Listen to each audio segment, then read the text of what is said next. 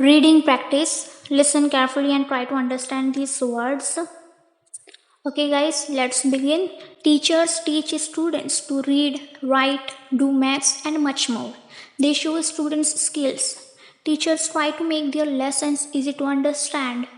They also explain information.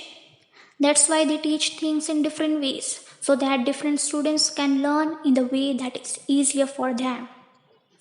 They make posters or worksheets, use videos, computers, a chalkboard, a projector, and other tools to teach students different subjects. Teachers also give homework, correct it, and make class projects. They often have students work together to do projects. When students are not doing well, teachers help them.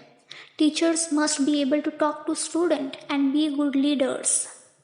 Teachers must be able to talk to students and be good leaders. The students must trust them.